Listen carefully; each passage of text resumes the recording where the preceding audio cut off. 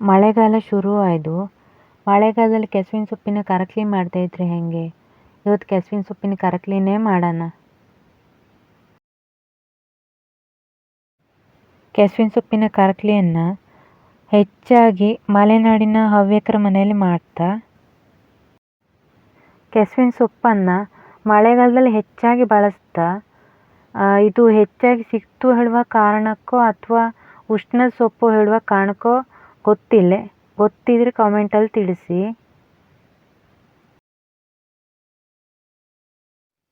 ಕೆಸುವಿನ ಸೊಪ್ಪಿನ ಕರಕ್ಲಿ ಮಾಡಲೆ ಕೆಸುವಿನ ಸೊಪ್ಪು ಬೇಕು, ಕಾಯಿ ತುರಿ, ಗಾಂಧಾರಿ ಮೆಣಸು, ಅರ್ಧ ಹಸಿಮೆಣಸು ತಗೊಂಡಿದ್ದೆ, ಬೆಳ್ಳುಳ್ಳಿ, ಸ್ವಲ್ಪ ಹುಳಿ, ಉಪ್ಪು.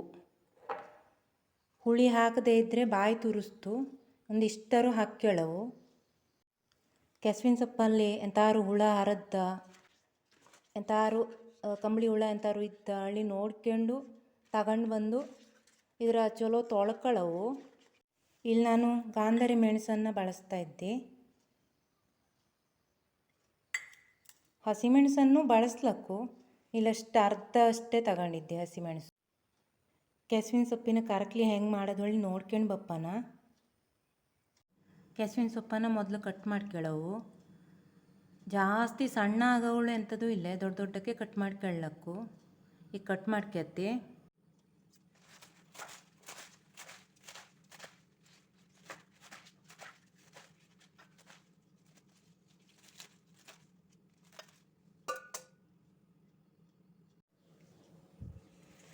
ಕೆಸುವಿನ ಸೊಪ್ಪು,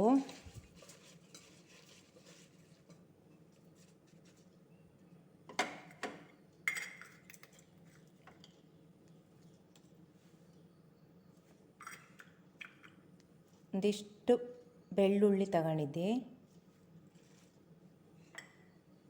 ಗಾಂಧಾರಿ ಮೆಣಸು, ಹಸಿಮೆಣಸು,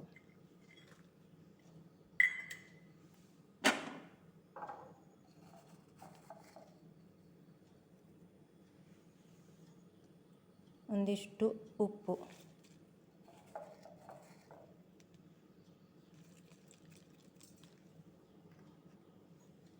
ಇಷ್ಟು ಹುಳಿ ತಗೊಂಡಿದ್ದೆ,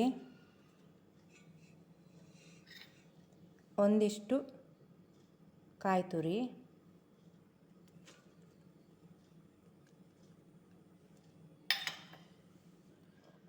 ಇದಕ್ಕೆ ಸ್ವಲ್ಪ ನೀರು ಹಾಕಿ ಬೇಯಿಸ್ಕೊಳ್ಳವು.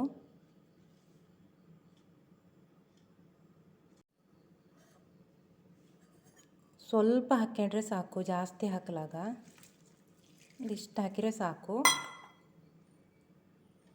ಬೇಯಲಿಟ್ಟಿದ್ದೆ, ಬೇಯ್ತಾ ಇರಲಿ ಇದು. ಇದಿಷ್ಟು ಬೆಂದಿರವು, ಚಲೋ ತಣದಿರವು. ಕಡೆಗೆ ಇದ್ರ ಗ್ರೈಂಡ್ ಮಾಡವು.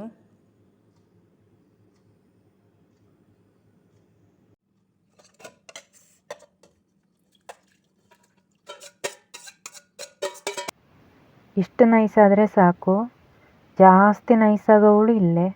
ತರಿ ತರಿ ಆದರೆ ರುಚಿಯಾಗಿರ್ತು. ಸ್ವಲ್ಪ ನೀರು ಸೇರಿಸ್ಕೊಂಡು ಕುದಿಯಲಿಡ್ತೆ.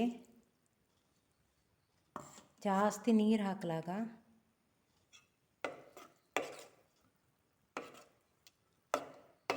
ಇಷ್ಟಿದ್ರೆ ಸಾಕಾಗ್ತು. ಇದು ಚಲೋ ಕುದಿಯವು, ಕುದಿಯಲಿಡ್ತೀಗ.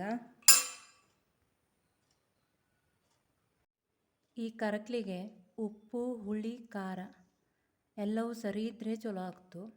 ಸ್ವಲ್ಪ ಖಾರ ಖಾರ ಆಗಿರವು, ಊಟಕ್ಕಂತೂ ಸೂಪರ್ ಆಗ್ತು.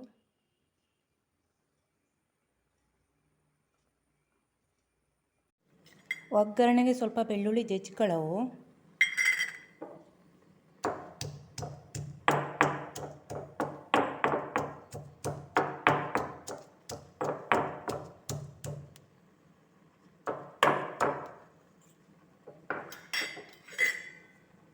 ಇಷ್ಟಾದರೆ ಸಾಕು.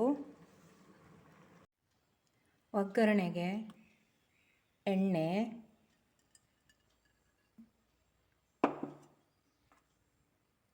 ಬೆಳ್ಳುಳ್ಳಿ,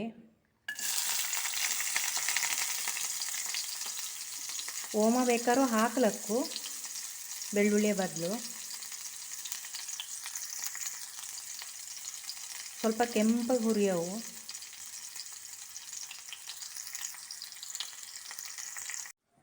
ಒಗ್ಗರಣೆ ಹಾಕ್ಯತ್ತಿ.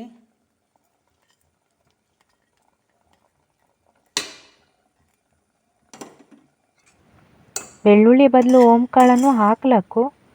ನನಗೆ ಬೆಳ್ಳುಳ್ಳಿನೇ ಇಷ್ಟ, ಹಾಗಾಗಿ ಬೆಳ್ಳುಳ್ಳಿನೇ ಹಾಕಿದ್ದೆ. ಒಗ್ಗರಣೆಗೆ ಉದ್ದಿನಬೇಳೆ ಬೇಕಾದರೆ ಹಾಕ್ಲಕ್ಕು, ನಾ ಹಾಕಿದ್ನಿಲ್ಲ. ಹಿಂಗೆ ಚಲೋ ಕುದಿಯವು.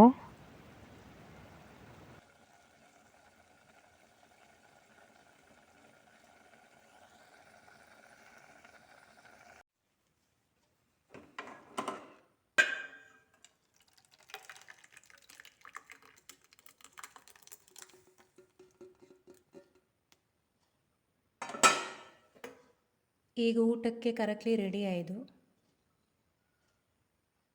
ಈ ಕರಕ್ಲಿ ತುಂಬ ರುಚಿಯಾಗಿರ್ತು. ಮನೇಲಿ ಒಂದ್ಸಲ ಮಾಡಿ ನೋಡಿ, ಎಲ್ಲವಕ್ಕೂ ಇಷ್ಟ ಆಗ್ತು.